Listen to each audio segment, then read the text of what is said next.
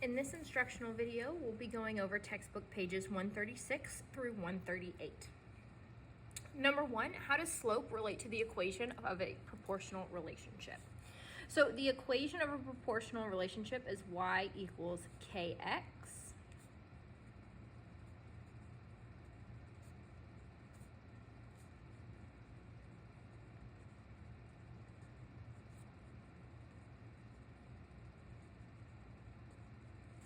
and the letter K in the equation represents the slope. Number two, what do the graphs of lines in the form y equals mx have in common, and how might they differ? So the equation y equals mx is the same as y equals kx. Typically, kx is used to only represent proportional relationships, whereas mx is used to represent 8th grade equations where they turn into no longer proportional relationships. They are both going to be linear equations, meaning they make straight lines, but they are going to have different steepnesses. Some may be positive, some may be negative, some may be very steep, some may be going up slowly. It could change depending on the data. Number three, the table below shows the distance a train traveled over time. How can you determine the equation that represents this relationship? So we're going to start by finding our patterns, 2, 4, 6, and 8. My pattern is +2. On the other side, 25, 50, 75, and 100 is going up by 25. We set up that fraction as a change in y over a change in x. So that would be 25 divided by 2. 25 divided by 2 is 12.5. So we write that in our equation, y equals 12.5 x. It's 12.5 meters per second.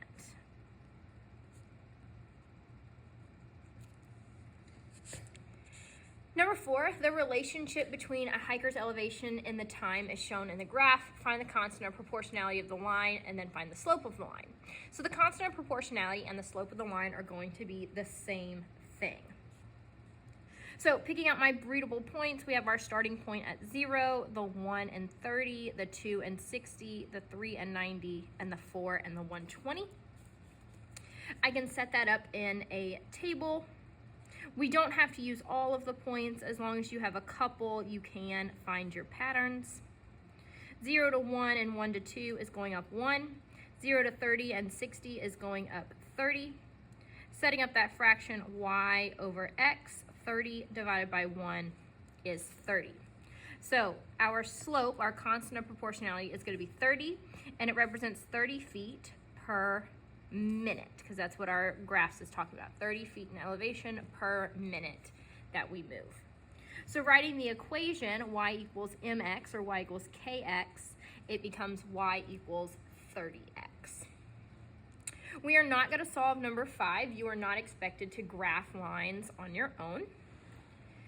Jumping over to number 6, the resting heart rate is measuring how fast the heart beats when a person is not performing physical activity. The graph shows the number of heartbeats over time for a given person. So use 2 sets of coordinates to write an equation to describe the relationship. So picking out points that we can read clearly, I can read 0, 0, obviously, 1 and 70, 2 and 140, 3 and 210, and 4 and 280. I can see that they're using the 280, which means that they're doing the 4 and the 280. I can also see that they're using the number 2, which means that they're doing the 140. So finding that pattern going from 2 to 4 is going up 2. Going from 140 to 280 is going up 140. And so when we set up our fraction, 140 over 2, we end up with an answer of 70. It means that it beats 70 beats per minute. Number 7, the graph relates the number of gallons of white paint to the number of gallons of red paint, just uses to make the perfect pink. Write an equation that describes the relationship. So our readable point is going to be at 0, 0, and then again at 4 and 1. To go from 0 to 4, we go up 4. To go from 0 to 1, we go up 1. Setting up our fraction, the change in y over the change in x, 1 divided by 4 is 1/4. You get a decimal answer. 1/4 is going to be our fraction. So our equation is y equals 1/4 x. It means that we need 1/4 of a gallon of red paint per gallon of white paint.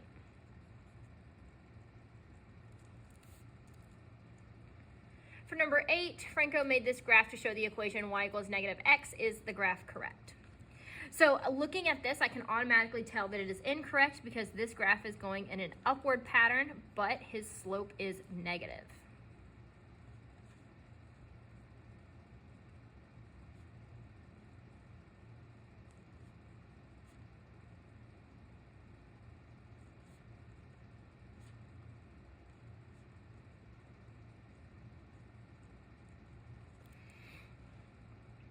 Number 9, the graph shows a proportional relationship between the variables x and y. Write an equation to model the relationship.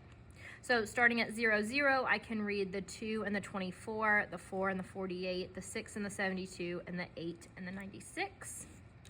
Filling in my table, we don't have to include all of the values, but we do need to include a couple so that we can find our patterns. 0 to 2, 2 to 4, and 4 to 6 is going up by 2 each time. 0, 24, 48, and 72 is going up 24 each time. Setting up the equation y over x, 24 divided by 2 gives us a value of 12. So when we write our equation, y equals mx, we would write it as y equals 12x. How do we know if it's proportional? We know that this is proportional because it goes through the origin.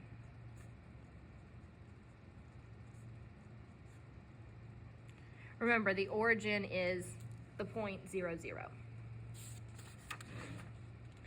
On the back, we are not going to do numbers 10 and 11 because you are not required to make your own graph. Jumping to number 12, a movie theater sends out a coupon for 70% off the price of a ticket. Write the equation for the situation where y is the price of the ticket with the coupon and x is the original price. So if 70% is off, that means that there is 30% that we have to pay. So we would say y equals 0.30x. We are paying 30% of the original price of the ticket.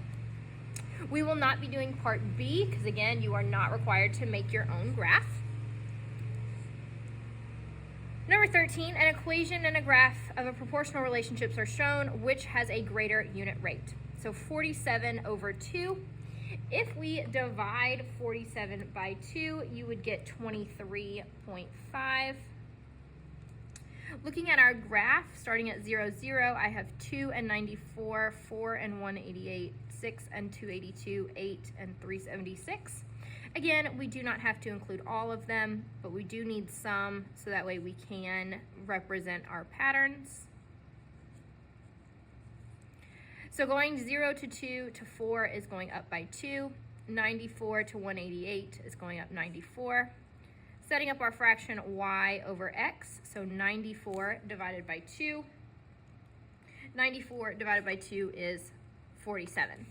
47 is greater than 23.5, so the graph has the greater unit rate.